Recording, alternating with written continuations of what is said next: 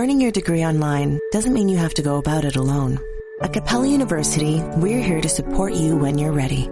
From enrollment counselors who get to know you and your goals, to academic coaches who can help you form a plan to stay on track. We care about your success and are dedicated to helping you pursue your goals. Going back to school is a big step, but having support at every step of your academic journey can make a big difference. Imagine your future differently at capella.edu. Get softer, smoother, and more even-toned skin after just one use with the new Gentle Exfoliating line from Cetaphil. Formulated with a unique triple acid blend that promotes surface skin cell renewal, these gentle chemical exfoliators remove dead skin cells and refine skin's texture while hydrating, resulting in softer, smoother, more even-looking skin. Shop the new Cetaphil Gentle Exfoliating line in the face and body aisles at your local Target store or online at Cetaphil.com. Thanks for listening to the Red Treehouse, where I tell scary stories to keep you up at night. You can listen to the Red Treehouse on your favorite streaming platforms, including Spotify and Apple Podcasts. Be sure to follow, like, and subscribe. Oh, and leave a 5-star review. You can follow the Red Treehouse on social media, on TikTok, Instagram, YouTube, X, Threads, and Facebook at Red Treehouse Pod. And now you can find the Red Treehouse on Patreon. Join the Red Treehouse community and receive exclusive member benefits, including personal shoutouts, early access to episodes, bonus episodes, and more. Simply go to patreon.com/Red Treehouse. And as always, if you have a scary story or topic you'd like me to feature on an upcoming episode, email redtreehousepod@gmail.com. Important note, sources for this episode can be found in the show notes. The Red Treehouse is dedicated to my dad. I love you, Pop.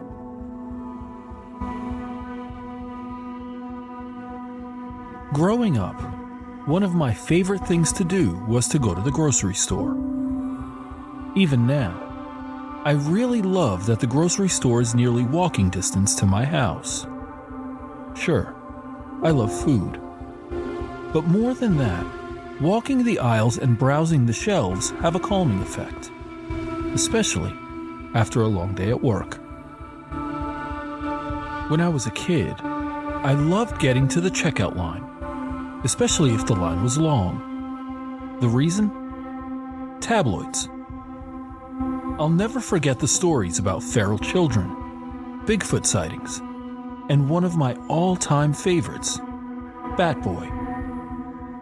As an adult, I know these stories are meant to be entertaining, while also selling magazines. But as a kid, I always wondered if the stories were even partially true. I'll confess, I still wonder. Among the stories that have stuck in my memory, El Chupacabra occupies the most space. I've mentioned before that I grew up in New York City, so the chance of encountering El Chupacabra was slim to none. But that didn't keep me from worrying about it.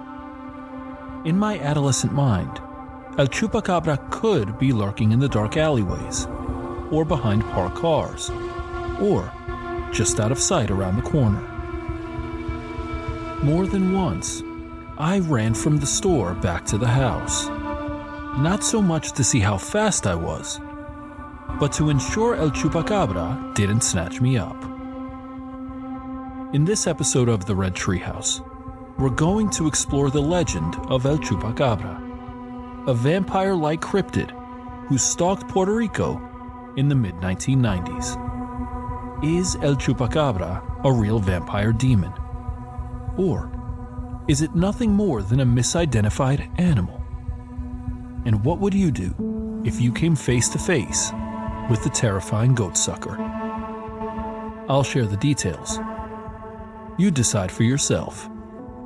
I'm your host, Will. Welcome to the Red Treehouse.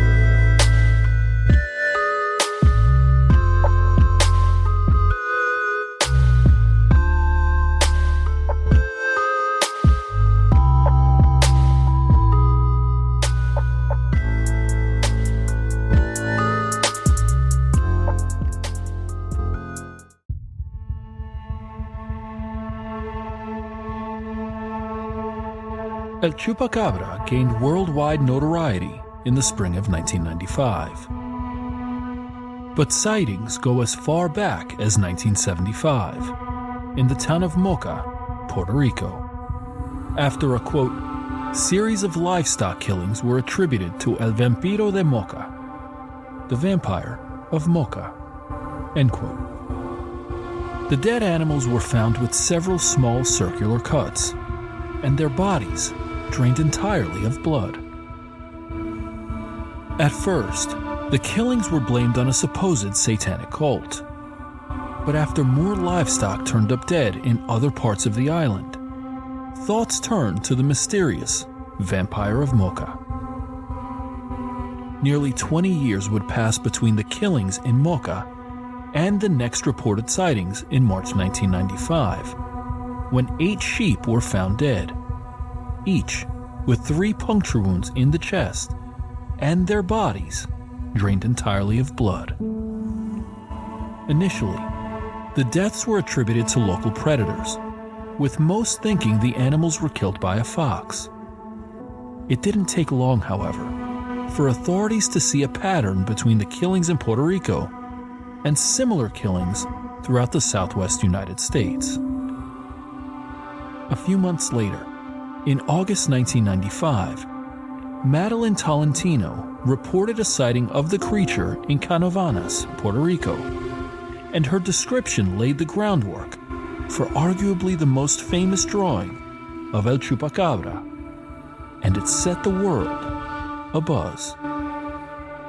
One article stated, quote, "The beast she saw had dark eyes that went up the temples and spread around the sides. It was a biped, approximately 4 feet tall, that had thin arms and legs with 3 fingers or toes at the end of each. It had no ears or nose, but instead 2 small air holes and long spikes down its back." Other eyewitnesses soon came forward, detailing a frightening creature with an insatiable bloodlust. A New York Times article dated January 26, 1996, stated, quote, "Madeline Tolentino says it jumped like a kangaroo and smelled like sulfur. Luis Guadalupe swears it was as ugly as a demon and flew through the air, as he and his brother-in-law fled for dear life. 24 other people here say they have seen it, a vampire-like predator that they say killed scores of animals," end quote. Coinciding with Tolentino's sighting was the discovery of over 150 dead livestock and household pets. In the final months of 1995, El Chupacabra was blamed for the deaths of more than 1,000 animals, including turkeys, rabbits, goats, cats, dogs, horses, and cows. Each death had 2 universal traits. All were killed by a mysterious creature, and they all shared the same wounds. All were believed to have fallen victim to the elusive Chupacabra. After the rash of sightings in late 1995, comedian Silverio Perez coined the term Chupacabras, meaning goatsucker. Over the years, eyewitnesses have reported 2 different types of Chupacabra. The first, and the most frequently cited, is the reptilian kind. Believed to be the true Chupacabra, as this was among the first sightings of the creature. It is said to have, quote, "leathery or scaly greenish-gray skin, and sharp spines or quills running down its back," end quote. The second type is a canine type, also called blue dogs, that are a type of canine hybrid creature. It is said to have, quote, "pronounced eye sockets, fangs, and claws," end quote. Ensuing years have brought a variety of descriptions of El Chupacabra, including a, quote, "monkey-like creature, but having no tail," end quote. It was described as having, quote, large oval red eyes that sometimes glowed, gray skin, a long snake-like tongue, fangs, and long spinal quills that may double as wings. Zoologists could think of no known animal that adequately fits this strange portrait. Later sightings across Mexico and the United States described strange, hairless, dog-like creatures sucking the blood of chickens, cattle, goats, and other livestock. End quote. There's something interesting. As the initial news of the Chupacabra sightings traveled outward from Puerto Rico, so too did the number of eyewitnesses across the world. Within a few years, eyewitnesses across Latin America, Mexico, and South America claim to have come across the creature. What makes El Chupacabra so fascinating, at least in part, is its mode of attack. Where predators attack and consume their prey, flesh, muscle, bones, and organs, El Chupacabra attacks their prey, but does not consume it at all.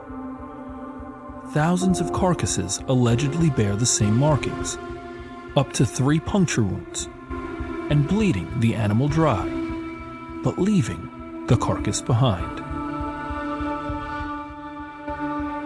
As with any cryptid or mythical creature, there are no shortage of supporters and skeptics. Believers cite the unusual physical characteristics of the creature and point to the fact that zoologists are confounded and unable to find a close match within the known animal kingdom. They also believe the strange attack methods are an indication that whatever is killing livestock might be more supernatural than natural. Of course, we can't discount the reality that people across the world claim to be eyewitnesses to something killing their livestock and household pets. Skeptics, of course, point to a variety of rational explanations to try and debunk the myth of El Chupacabra, including rabies and/or mange, droughts, and the inconsistent descriptions of the creature itself. One article stated, quote, in the cases of the Puerto Rican reports of 1995 and the Mexican reports of 1996, both countries were experiencing or dealing with the aftermath of severe droughts. These environmental conditions could provide a simple explanation for the livestock killings.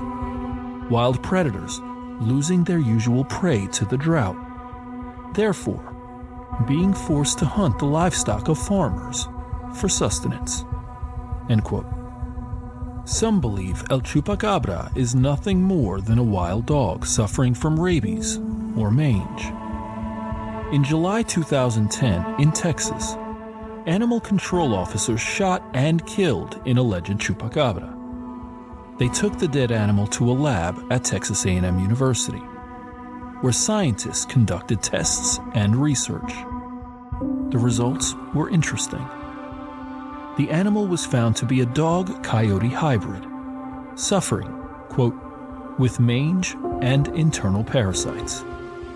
Mange is a class of contagious skin diseases caused by parasitic mites seen primarily in domesticated animals. End quote.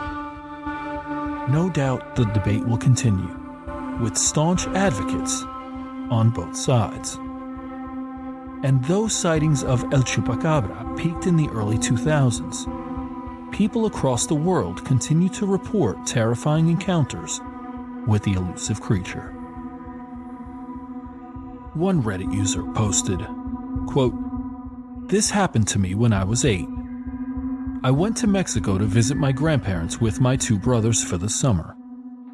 It was good over at Mexico. We visited many places like the Aztec ruins and the tropical waters. My grandma took me to a little house that she grew up in when she was a child. It was pretty old and felt like it could collapse at any moment. We stayed overnight in a cabin that was sweet, We set up a campfire and ate some s'mores. My grandparents and my brothers were telling Mexican urban legends. They mentioned La Llorona, El Cuco, and La Lechuza. Then, they mentioned El Chupacabra. My parents always told me about the Chupacabra since I was 6. My brothers were trying to scare me, and they did pretty well. It was bedtime, so I went to sleep and dozed off. But I awoke in the middle of the night for no reason. I heard a strange noise outside, and I stupidly looked out the window. I couldn't remember much, but I saw a weird, skinny, hairless creature standing outside. I freaked out, and I hid under the blankets. I heard scratching noises all night and couldn't sleep. When it was morning, I woke up and went outside. I walked over to a tree and saw claw marks scratched on it. My brothers saw it as well. Then, my brother smelled something horrible, so we went and checked it out. We saw a dead deer with 2 punctures on its stomach. I didn't know what the hell was going on, but my brothers did. "It's the Chupacabra," my brother said. We came across another carcass, and it also had the same 2 punctures on its stomach. My brothers were really creeped out, and we decided to get the hell out of there. We didn't tell our grandparents, and we acted like it never happened. Fast forward 3 years, when I was 11. I completely forgot about the Chupacabra incident, and I was living a normal life. My mom told us that we would visit my grandparents again with my older cousin. I was happy to see them after 3 years. We arrived, and it was normal. We visited Cancun and Mexico City. Then, we went back to the same cabin I went to 3 years before. I immediately started getting memories, and the Chupacabra incident was back in my head. It was nighttime, and I decided to go to bed. While asleep, I was awakened to a scratching sound. I knew it was El Chupacabra. I looked out the window this time, not seeing anything. I blinked many times. Then, I gave up and I decided to go back to bed. A short time later, I was awakened again by twigs snapping outside. It was very loud, almost as if I had headphones on. I looked, and I saw a creature that was hairless and skinny. The creature quickly ran away before the sun came up. I noticed the sun was rising, and I saw that my windows had some claw marks. I made delicious breakfast and went outside. And when I went out there, I saw broken twigs and sticks. Oddly, though, there weren't any footprints. So I returned to the tree that I saw 3 years ago, and fresh claw marks were scratched into it. I told my brothers and my cousin, who saw it as well. We were all spooked when we saw the carcass of a deer. Like before, it had 2 punctures on its stomach. My cousin was dumb and went into the forest alone with a blade. It took nearly 30 minutes for him to return. His face looked like he witnessed somebody getting shot. He was as pale as a ghost and looked scared. "What happened?" I asked. He lifted up his arm and revealed a huge claw mark. He also had 2 red dots on his back, almost resembling the 2 punctures on the deer. To this day, my cousin still won't tell any of us what he saw or what happened when he went into the forest. I'm just glad that he returned and was still alive. I am not planning to go back to Mexico to see El Chupacabra again. To this day, I sometimes still hear the scratching and clawing marks that I heard when I encountered El Chupacabra that night. I am just glad that none of us became its next victim. End quote. Another Reddit user posted, quote, "I'd like to start this story by providing the bona fides of the man who shared the experience with me. He's a chief warrant officer with 30 years in the Navy and a hunter since he was 12. He's seen the world, been in combat, and spent more time in the woods than I've been alive. What I'm trying to say is he's a seasoned MFer who doesn't scare easy. Anyway, I met Bill through my father, who is also in the Navy. We got to talking about how I would go hunting wild pigs on my uncle's dairy farm just south of Jacksonville, Florida. We generally go out in pairs at night. One person manning a spotlight, the other, the shooter. We roam the cornfields until we hear animals rustling around. Hit the spotlight. Bang, bang, bang. Rinse and repeat. On one relatively cold January night, we got a group together for some good old hog shooting. Bill and I go out to a field where we saw some fresh tracks earlier in the day, and we camp out. There was no moon outside, and it was a bit cloudy, so it was as dark as you can get in Florida. Perfect conditions to see some pigs. Sure enough, we hear some rustling and grunting, and Bill hits the spotlight, revealing 5 decent-sized pigs. I raise my Marlin lever action 30-30 and fire at the lead pig and down him with a shot behind the ear. One of the better shots I've made, to be honest. Smoke from the muzzle briefly obscured my view, but Bill yelled out their location and tracked them with the spotlight. I get off another 3 blind shots and hope for the best, but they go high. The pigs took off away from us and got to the tree line.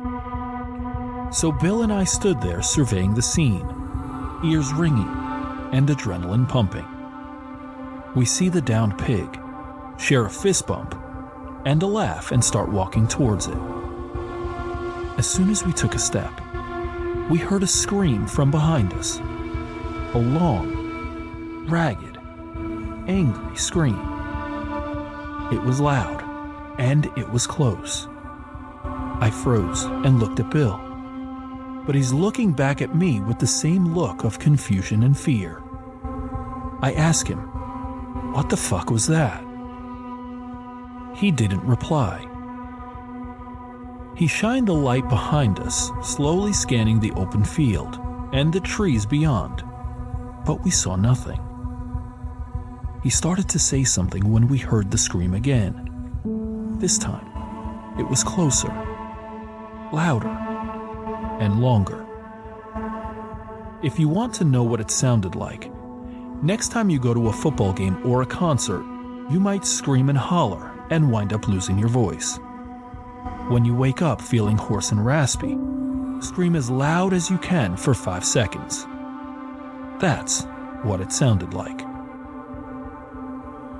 Bill immediately said, "Give me your pistol.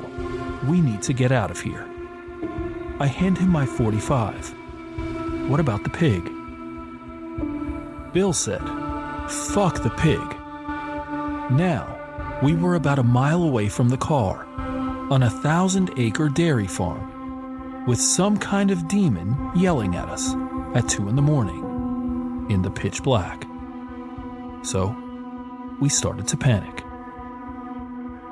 What began as a brisk walk, carefully scanning 360 degrees around us, turned into a steady shuffle, then to a light jog, and finally into a full-on sprint. I don't remember if there were any more screams, but my adrenaline was turned up to 11, and my focus was on 2 steps ahead of me. I didn't want to get left behind. We made it back to the truck without incident and hightailed it back to my uncle's house. On the ride home, we tried to have a calm discussion about what just happened. What the fuck was that? I don't know. There's no fucking way that was a hog. Nope, It sure wasn't. To cap it all off, we get back to my uncle's house, and the other guys had heard the shots and were waiting for an update, standing around a bonfire. To his credit, Bill played it off cool, as I had a death grip on my beer, eyes bulging, and seeing monsters in every shadow. Bill said, "Yeah, we left the pig out there. We'll get it in the morning." "Say, Uncle, we heard a pretty funny noise." "Oh, did ya?" "Yeah, raccoons can make some pretty interesting ones." "I'm pretty sure this wasn't a raccoon. It kinda sounded like a person screaming." "Oh, that?" "Yeah, I've heard it a few times. We don't know what it is. We call it the Chupacabra." And that was that. I've been out there many times after, and thank the Lord I've never encountered it again. But I'll be damned if I don't think about it constantly when I'm out there. End quote. The final encounter comes from Reddit user expert_increase6282. Quote, "It was in a very rural area with lots of farmland, close to the borders between California, Arizona, and Mexico. But I was on the California side. Me and my family were in the car at night on our way back to my sister's house from the nearest town. We went there to go eat dinner at a restaurant since the small town around my sister's house doesn't have much other than a bait tackle shop and a gas station. On the way, we have to pass a couple miles of farmland and drive on dirt roads, which gets a little scary, especially at night. I was in the front passenger seat, and my sister in the back behind me. We were looking at a star map on my phone since we could see a lot of stars in that area, and wanted to see if we could identify any. That's when my dad, who was driving, suddenly swerved and freaked out a little. I heard a weird whimper or growl, which made me think we hit a dog. But my dad said there was a really messed up looking white thing running directly at our car, but we didn't hit it because he swerved. My dad described it as, quote, as big as a pit bull with a bear-like snout, pale, white, hairless skin, and very human-looking feet and long fingers and toes, almost like the werewolves in low-budget movies, where you can tell it's a human in a wolf costume. End quote. Me and my sister were too preoccupied looking at the star map to notice anything but the growl. But my sister's girlfriend caught a glimpse of it and said all she saw was a white dog running toward us. I started freaking out, but was also super interested to have such a strange encounter. I thought it could have been a skinwalker, or El Chupacabra. My dad was very adamant that it wasn't a regular dog or coyote. A couple days later, I was looking up pictures of supposed skinwalkers and chupacabras, showing my dad each one. I was laughing, like, "Is that what you saw?" Until I got to one picture. Then, his face dropped, and he got goosebumps. He said, "Holy shit, that's exactly it." Now, my dad is a very calm dude, and I rarely see him freaked out about things or even show any kind of intense emotions. But I could tell he was seriously freaked out about this. I also looked up noises of coyotes, hyenas, wolves, and bears, and the closest match to what I heard was a hyena growling. I've never heard of a hyena in North America, and there weren't any zoos or wildlife preserves in the area, though the area is between two Native American reservations, which made me think at first that it could have been a skinwalker. I looked into news reports from the area and couldn't find anything about any farm animals killed and drained of blood, or any hunters coming across wild animals, killed in a weird way. I'll confess, I'm not entirely sure what I think about El Chupacabra. For me, it was always this boogeyman type of story, something to be wary of while walking late at night. Of course, even this was irrational, because there are no sightings of El Chupacabra in the city. And even more than that, Reddit account aside, there are no stories of El Chupacabra attacking human beings. Despite my skepticism, there's still a part of me that wonders if El Chupacabra is a real animal species that simply hasn't been discovered yet. One that is both mysterious and elusive, and aggressive and bloodthirsty. As we close this episode of the Red Treehouse, we're left with these lingering questions. Is El Chupacabra a real vampire demon? Or is it nothing more than a misidentified animal? And what would you do if you came face to face with the terrifying goatsucker? I've shared the details. Now you decide for yourself. I'm your host, Will. Thanks for joining me in the Red Treehouse.